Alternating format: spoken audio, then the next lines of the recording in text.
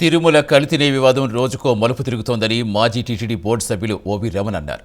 కల్తీయే జరగలేదని వైసీపీ అంటే కల్తీ జరిగిందని ప్రభుత్వం చెబుతోందన్నారు. దీనికి కారణం ల్యాబ్ రిపోర్టే తెలుస్తుందన్నారు. దేశంలో అత్యుత్తమ స్థాయిలో ఉన్న ఎన్డీడీబీ ల్యాబ్ ఇచ్చిన రిపోర్ట్ ఫైనల్గా అందరూ భావిస్తారని, అయితే ఎన్డీడీబీ, ఎన్డీఆర్ఐ రెండు సంస్థలు ఇచ్చిన రిపోర్ట్స్ వ్యత్యాసం ఉందన్నారు.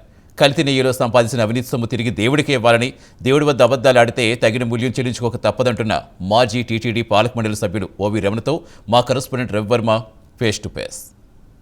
వైకుంఠనాథిని కొలువుల్లో వివాదాస్పదమైనటువంటి కల్తీ నెయ్యి వివాదం రోజుకొక మలుపు తిరుగుతూ ఉంది.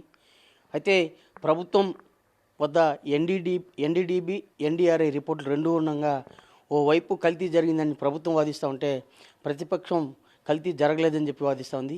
అసలు ఒక రిపోర్ట్లోనే రెండు రకాలుగా రిపోర్ట్ రావడం ఎలా అనే దాని మీద ఇవాళ వివాదాస్పదానికి కారణం ఏంటి అనే దాని మీద మాజీ టీటీడీ పాలక మండలి సభ్యులు ఓవి రమణ ఉన్నారు. వారిని అడిగి మరింత వివరాలు తెలుసుకుందాం. సార్ నమస్తే. ఇవాళ అంటే ఈ కల్తీలో నెయ్యిలో కల్తీ జరిగిందని చెప్పి వివాదం జరుగుతూ ఉంది. ఒక సంస్థ రెండు రకాల రిపోర్ట్లు ఏ విధంగా ఇస్తుంది సార్? ఎలా భావించాలి దీన్ని? నిజంగా ఎన్డీఆర్ఐ రిపోర్ట్ వేరే ఉంది, ఎన్డీడీబీ రిపోర్ట్లో తేడాలు ఉన్నాయి. దీన్ని ఎలా చూడాలి సార్? ఏంటి, ఎందుకు ఇలాగ వస్తుంది? ఈ వివాదానికి ఇదే కారణమని భావించవచ్చా? ఒక సంస్థ రెండు రిపోర్ట్ ఇవ్వలే, ఒక సంస్థ ఒక రిపోర్టే ఇచ్చింది. ఎన్డీడీబీ ప్రముఖ సంస్థ, భారతదేశంలో పాడి పరిశ్రమకు సంబంధించి వాళ్ళు ఇచ్చిన రిపోర్టు. ఆ రోజు వాళ్ళు అదే రిపోర్ట్ ఇచ్చారు, కల్తీ జరిగిందని. ఇవాళ అదే రిపోర్ట్ ఇచ్చారు. సిట్ కూడా ఆ రిపోర్ట్ని తీసుకున్నది. ఆ రిపోర్టు సిఎఫ్టీఆర్ఐ రిపోర్ట్ కల్తీ జరిగిందని. మీ రెండో ప్రశ్న, ఎన్డీఆర్ఐ ఎందుకు వేరే రిపోర్ట్ ఇచ్చింది? ఎన్డీఆర్ఐ ఒక అది కూడా ప్రభుత్వ రంగ సంస్థ. వాళ్ళు వాస్తవంగా మంచి రిపోర్ట్ ఇచ్చి ఉండాల్సింది. ఎందుకు ఇవ్వలేదు? కారణం అంటే వాళ్ళ సంబంధించి ఇద్దరు అధికారులు లేదా వ్యక్తులు ఈ డైరీ కన్సల్టెంట్స్ పేరుతో టీడీడీ కొంతమంది అపాయింట్ చేసింది. అందులో విజయభాస్కర్ రెడ్డి వాళ్ళంతా ఇప్పుడు జైల్లో ఉన్నారు. అందులో ఎన్డీఆర్ఐ నుంచి కూడా ఇద్దరు మనుషులు రావడం జరిగింది, ఇద్దరు వ్యక్తులు రావడం జరిగింది. ఆ ఇద్దరు వ్యక్తులు డైరీ కన్సల్టెంట్స్కు ఉండి వాళ్ళు తప్పు చేశాము అని ప్రాయశ్చిత్తం చేసుకుంటూ నిన్న ఒక విజయభాస్కర్ రెడ్డి అని డైరీ కన్సల్టెంట్ రిపోర్ట్ ఇచ్చిన నేపథ్యంలో మనం కూడా ఉన్నది ఉన్నట్టు రాస్తే సంస్థ మనుగడ, సంస్థ పెంచుకున్న ఇంటిగ్రిటీ అవన్నీ పోతాయనే ఉద్దేశంతో ఎన్డీఆర్ఐ అంటి అట్టనట్లుగా ఒక రిపోర్ట్ ఇచ్చింది. అది బాధ్యతగా చేయాల్సిన పని కాదు. ఎన్డీడీబీ సంస్థ, సిఎఫ్టీఆర్ఐ సంస్థ, ఈ రెండు సంస్థలు కూడా ఈ దేశంలో ఆ ఫుడ్కి సంబంధించి, పర్టికులర్గా డైరీలకు సంబంధించి ప్రముఖమైన సంస్థలు క్లియర్ రిపోర్ట్ ఇచ్చాయి. వాటినే పరిగణలోకి తీసుకునేది సిట్టు. కల్తీ జరిగింది. కల్తీ జరిగిన మాట ఇది 100% నిజం. కల్తీ ఏ రకంగా జరిగింది అని ఆలోచన చేసి ఇన్వెస్టిగేషన్ స్టార్ట్ చేస్తే ఇక్కడ అందరి ఇమాజినేషన్ దాటి, అందరు ఊహలకు దాటి, ఇంక్లూడింగ్ ఎన్డీడీబీ లాంటి సంస్థ కూడా ఊహలకు దాటి చేసిన నేరం ఈ సిట్ రిపోర్ట్లో డీటెయిల్గా చేశారు. అది ఏదో డైరీ నుంచి వచ్చింది కాదు, లేదా ఆవు నుంచి తీసుకొచ్చిన నెయ్యి కాదు, లేదా గేదె నుంచి తీసుకొచ్చిన నెయ్యి కాదు. కొద్దిగా నెయ్యి తీసుకొచ్చి ఒక ల్యాబొరేటరీలో కెమికల్స్ని మిక్స్ చేసి, ఆ ఫ్లేవర్ రావటానికి ఇంకో కెమికల్ మిక్స్ చేసి, ఇవన్నీ తయారు చేసిన గీతో అది నెయ్యి రూపంలో తయారు చేసి దేవస్థానం సప్లై చేయడం జరిగింది. సరే, వీళ్ళకంతా అగ్మార్క్ సర్టిఫికేట్ ఎట్లా ఇచ్చింది? Agmark department government of India department చేతిలో ఉంది కదా, అది టెండర్ కండిషన్లో ఉంది కదా. అగ్మార్క్ లేకుంటే మీరు తీసుకోవద్దు, ట్యాంకర్ రిజెక్ట్ చేయాలని. అగ్మార్క్ వన్ డ్యూటీ ఏంది? ఆ డైరీ నెయ్యి తయారు చేసుకున్న ప్రాసెస్ చూడాలి. వాడు ఎందుకు చూడలేదు? ఇది ల్యాబొరేటరీలో తయారవుతున్న నెయ్యి అని తెలిసి ఇన్ని వేల ట్యాంకర్లు జరిగి, ఇన్ని వేల కేజీలు, లక్షల కేజీలు నెయ్యి వస్తూ ఉంటే, ఇన్ని సంవత్సరాల నుంచి నెయ్యి వస్తూ ఉంటే అగ్మార్క్ కూడా ఏం చేస్తూ ఉన్నాడు? గవర్నమెంట్ ఆఫ్ ఇండియాకి సంబంధించిన సంస్థ ప్రతి ట్యాంకర్కి ఎట్లా అగ్మార్క్ స్పెషల్ గ్రేడ్ సర్టిఫికేట్ ఇచ్చాడు? నెంబర్ 1. ఎఫ్ఎస్ఎస్ఐ వాడు నెయ్యి లేకుండానే, నెయ్యి తయారు చేసినట్టు డైరీ లేకుండానే డైరీ ఉన్నట్లు ఇవన్నీ తయారు చేసి దొంగ సర్టిఫికేట్, ఫాల్స్ డాక్యుమెంట్స్, నేను పలాని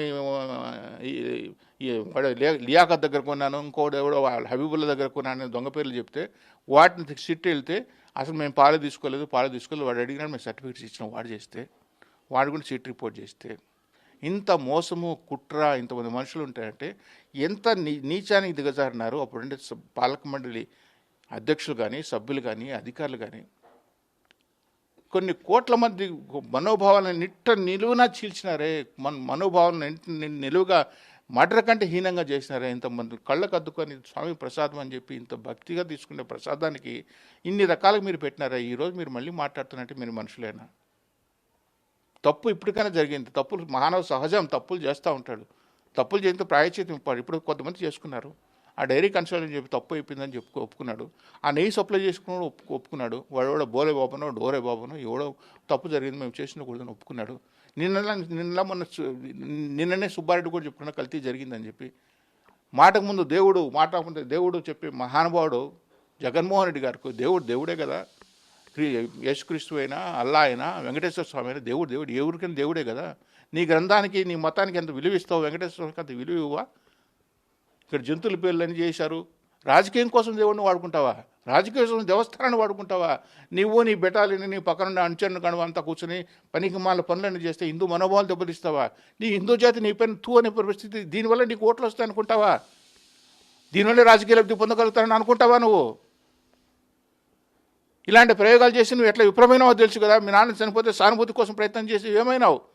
మీ బాబాయిని చంపి సానుభూతి కోసం చేసినావు, ఏమైనావు? ఇవి కాదు. దేవుడి ప్రసాదాలని రాజకీయం కేసులు చేసుకొని డ్రామాలు ఆడి, నాటకాలు ఆడి, ఎవడోడో ఏమేమో యాగాలు, యజ్ఞాలు, హోమాలు, అరచేతులు, ఇవన్నీ మాయమాటలు అవసరమా? రాజకీయంగా చేయండి, విమర్శలు చేయండి, ప్రభుత్వాన్ని విమర్శించండి. ప్రభుత్వం వచ్చిన నెలకే ఢిల్లీలో జంతర్ మంతర్ అక్కడ ధర్నాలు చేసావు కదా, ఎమర్జెన్సీ ప్రెసిడెంట్ రూల్ పెట్టేయండి అని చెప్పావు కదా ఒక నెలకే. అయినా చేయి, రాజకీయాల కోసం ఎవరైనా చేసి ఎత్తుగడలు ఎవరైనా చేసేట అంతే. కానీ దేవుడే చేశాడు వెంకటేశ్వర స్వామి.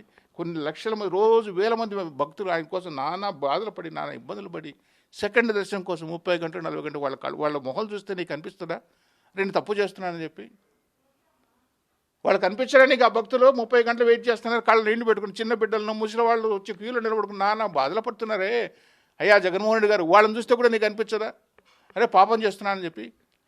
నీ ఇంట్లో బోర్డులన్నీ పెట్టుకుంటావు కదా, పాప భీతి అంటే ఏంటో, పాపం అంటే ఏందో, ఏసు రక్తం అంటే ఏందో అన్నీ పెట్టుకుంటావు కదా. వాటిని చూసిన తర్వాత మనకు అనిపించదా? రాజకీయం చేయడానికి ఇవా దేవుడి ప్రసాదమా?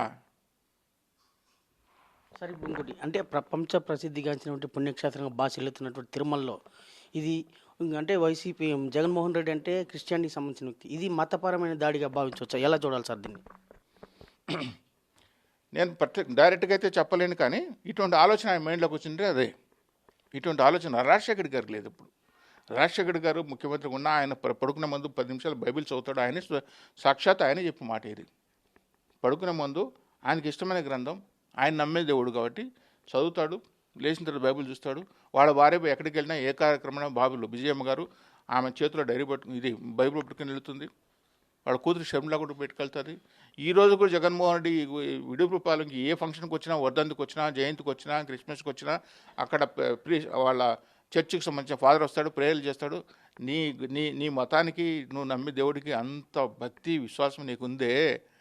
కోట్ల మంది నమ్మే వెంకటేశ్వర స్వామి భక్తి కోసం అరే ఇక్కడ తప్పులు కానీ మాట్లాడుతున్నానే, ఈ తప్పుడు విషయాలు నీ మనస్సాక్షికి తెలుసు నేను తప్పు చేస్తున్నానని. నీ మనస్సాక్షికి తెలుసు, నువ్వు నమ్మే దేవుడు తెలుసు. ఇటువంటి దేవుని ప్రసాదాన్ని బజార్లో పెడుతున్నాను తప్పు కదా అని ఆలోచన నీకు రాకపోతే నువ్వు మళ్ళీ ముఖ్యమంత్రి కావాలని కోరుకుంటానవే.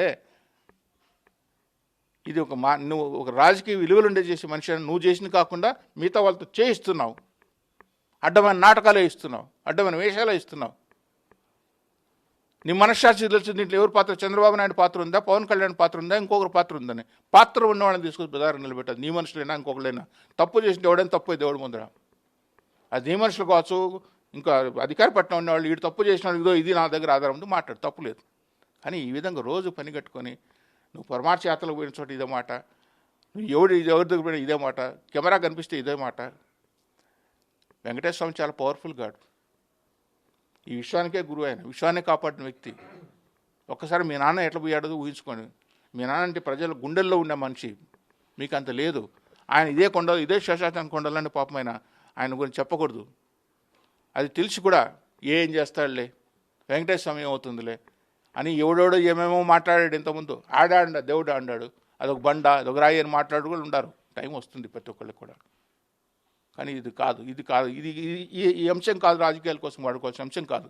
ఇంకేదైనా మాట్లాడుకున్నాను, మేము ఇంటర్ఫియర్గా భక్తునిగా ఆవేదన చెందుతూ నేను మాట్లాడుతున్నాను. ఇది ప్రధానంగా భక్తుల మనోభావాలను, విశ్వాసాల మీద దెబ్బ కొట్టడం సహజం కాదు రాజకీయాలు అంటే రాజకీయంగా చూడాలి కానీ స్వామివారి ప్రసాదాలని అలాగే కల్తీ వ్యవహారాన్ని భక్తుల మనోభావాలకి దెబ్బతీసేలా దాన్ని రాజకీయం చేయడం విరుద్ధం అని చెప్పేసి స్పష్టం చేస్తున్నారు. ఆ దిశగా ఇంకా ఇలాంటి రాజకీయ కార్యకలాపాలకు స్వస్తి పలకాల్సిన బాధ్యత కూడా ఉందని చెప్పి కూడా అటు ప్రభుత్వానికి ఇటు ప్రతిపక్షాలకు కూడా సూచిస్తున్నారు. ఈ video journalist Ramakrishna, Ravi, prime 9, Tirupati.